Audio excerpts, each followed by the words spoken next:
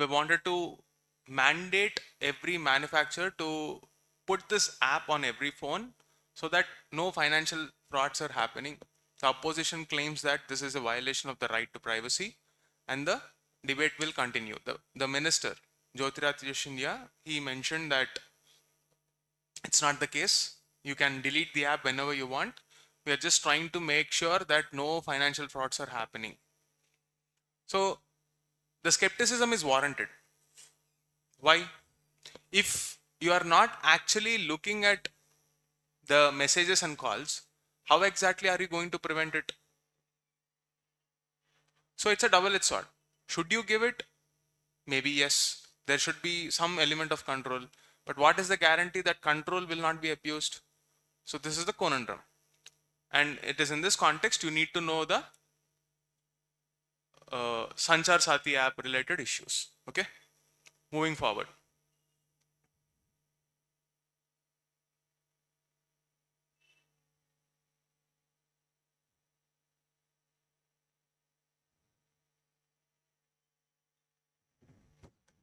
Okay, the dismal state of India's environment. This is nothing new. This is written by the opposition leader. Basically, what you're supposed to pick from this. What do you mean by environment? How do you think when a question on India's environment is asked? One way to look at it would be to look at the issue through elements or the forces of nature: land, water, sky, earth. Land means earth anyway. So look at all the so-called Panchabhuta and see the state of their existence. Land is degrading, air is getting polluted, water is getting polluted, wildlife is hampered, flora and fauna basically. They're also, witnessing huge stress on them. Forest fires, when you take the element of fire. Why is all of this happening? Anthropogenic causes, and the vicious cycle is amplified through climate change. To stop that, we need to have behavioral change, legal change, economic change, technological change, and a holistic plan to fix that issue. None of them are happening is the gist of the article. So is it right to blame any one stakeholder or one political party? The answer is no. The entire environment syllabus is basically covered under this subheading. Now, what is the government doing is the question. Not enough is the final answer. This is the overall framework in which you have to study. Now, with respect to air, what is the static air governance? The other day when we were talking about Delhi pollution, we spoke how the governance is fragmented in various silos. How do we fix that? By creating a landscape-based approach in environmental governance. Don't treat environment through the lens of a political, structure. You have to look at it through the lens of environmental landscapes. Similarly, if you're treating water, you have to see both the upstream and the downstream. Land degradation should be looked at from the connections it has as an ecosystem. When the laws are not designed for that, what will happen? They won't function as per their mandate. This is exactly what is discussed here. And when you are talking about environment, usually the local communities are marginalized. The other day when we were talking about, I said the first thing that we need to do is implement FRA. Clear? FRA, PESA, local governance, all of this should be fixed. Clear? That is the gist of the article. A template for security cooperation in the Indian Ocean. This is about an initiative called the Colombo Security Conclave that happened in Sri Lanka, where the national security advisors met and discussed the regional security architecture. So why is this a framework? Basically, if you are witnessing the importance of the Indo-Pacific region, or let's say even if we just consider the Indian Ocean itself, it is very important to India because we view that area as an important area where we have to have our strategic presence. What do you mean by strategic presence? Where you can navigate any kind of foreign power in that region. You are the so-called net security provider. What do you mean by net security provider? Anyone? No matter how much opposition comes in that, at least that territory, you own that.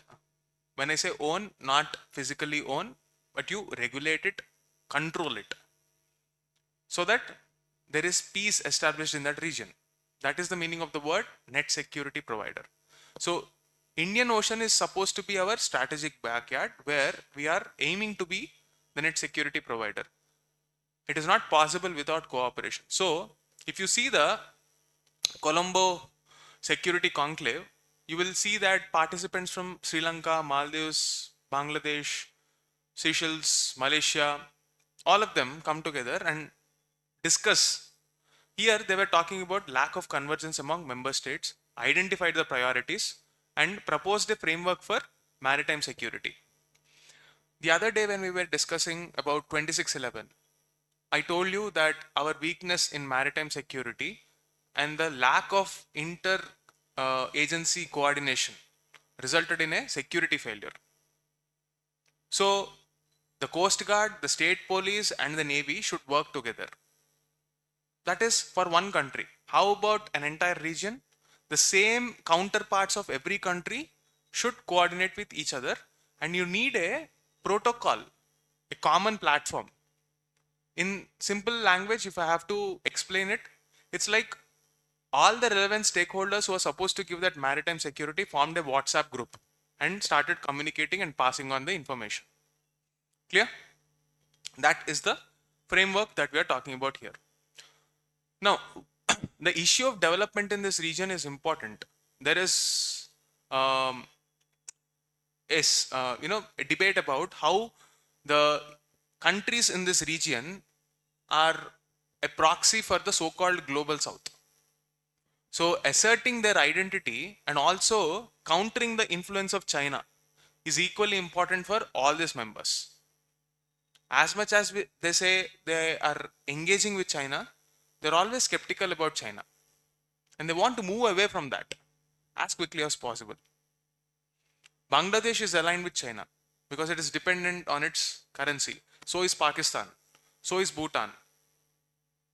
All the nations in this region are in one way or the other under the clutches of China and they want to move away from it. So that is also factored in here. So what are the things that we need to do?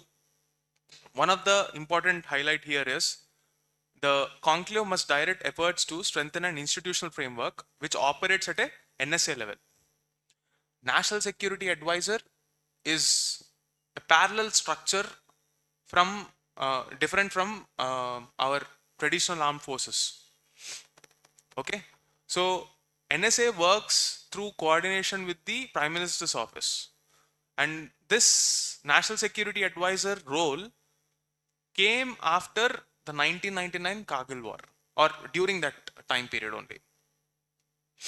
Okay, so this architecture, security architecture, governance architecture, which directly coordinates with the Prime Minister's office is better than our traditional ministerial route because of the quickness. Terrorism, counter-terrorism operations require cutting the bureaucratic red tape, at least in coordinating the information. Okay, so for that reason this architecture is important and you can read about it. Privacy in a fishbowl society. I think the topic is under the larger framework of the idea of privacy. Privacy, is it desirable? Why?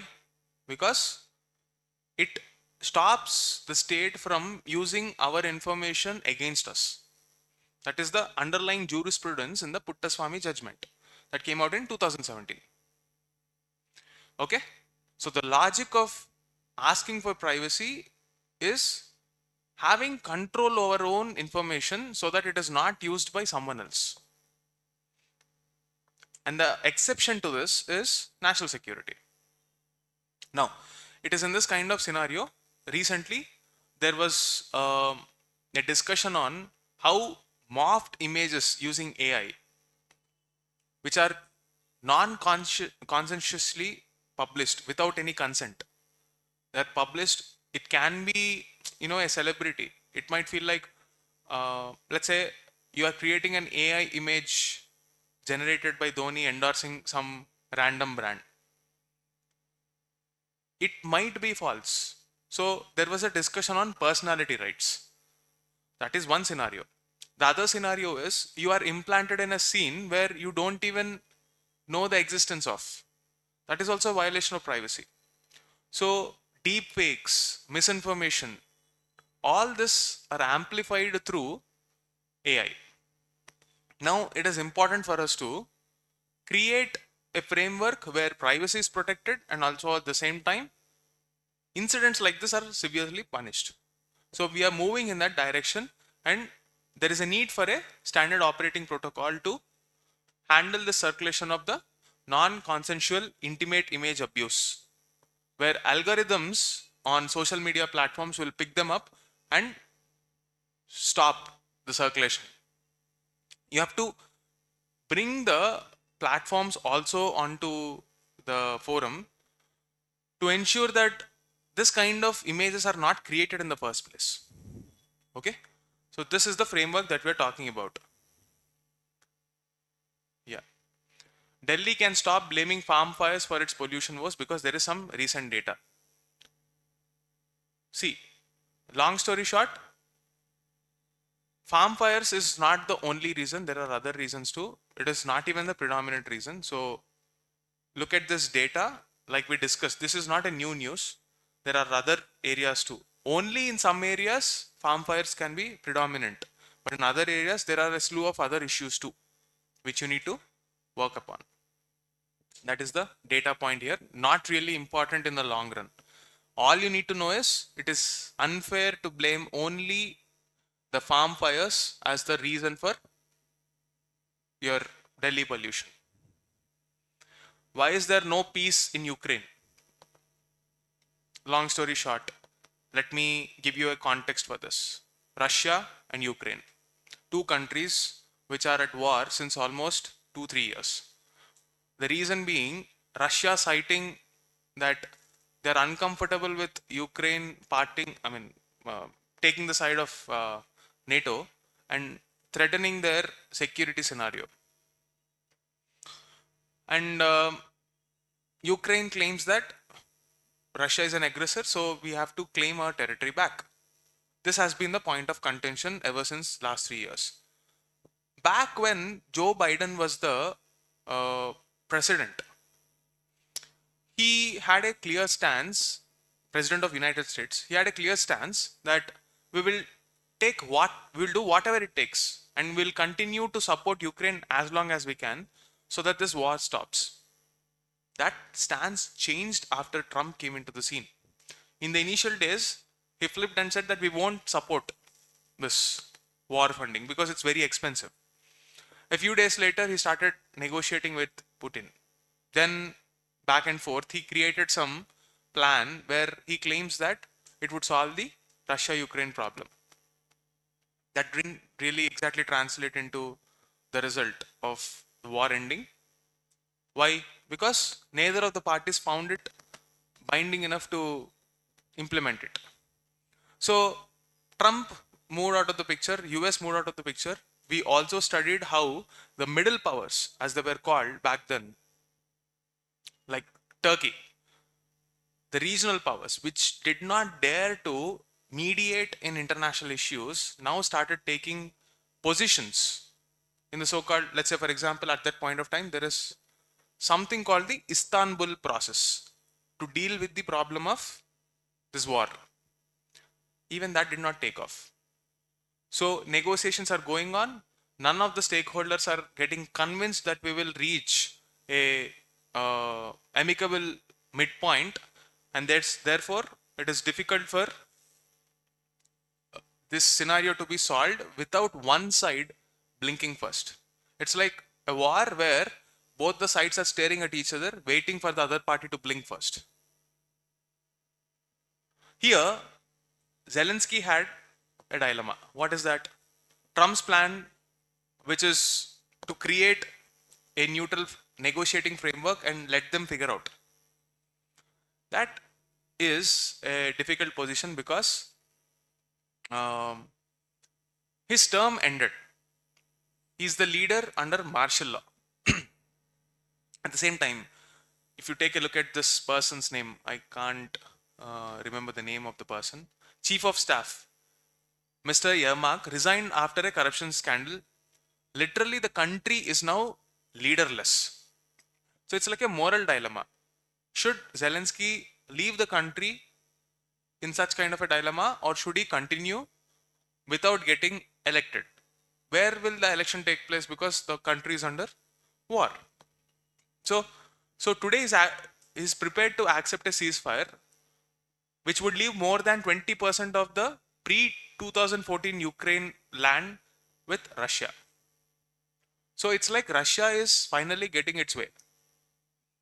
Now, if he accepts this deal, Trump, it would virtually mean that Russia won the war. And that would be like a hit on the morale of Ukrainians. It's interesting to see how things will pan out. Okay. Last article for the day is about SIR. What is the purpose of this special intensive revision? To correct the roles, electoral roles from time to time. In the case of Bihar, there were many legal discrepancies because of the method followed, the law that we adopted, and therefore to avoid that kind of scenarios, this article is suggesting that we digitize it. How? Take a look at this. Firstly, everything should be searchable through digitization. In simple words, Control F. Search it in a PDF. It should be that easy. Integrate data, PAN, income tax, all kinds of databases that you can think of, integrate them on a common platform. Then differentiate the voter categories. Some people will not move out of their hometowns. Some people migrate. And some people will move out of the country itself, or people may sometimes pass away. You have to change that part. Next up, if you see that if there are any discrepancies, you have to ensure that the tech supply that we have of workers, like to get this project up and running, the electoral forms, we need to leverage our tech prowess and digitize this process. When you digitize all this, maybe it will also help us in 2027 census too. We never know. Okay, this is the topic discussed here. Okay, go read this article.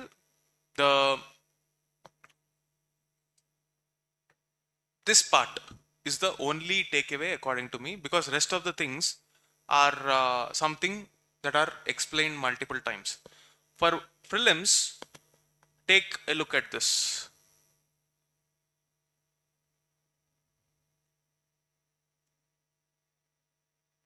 ECI net.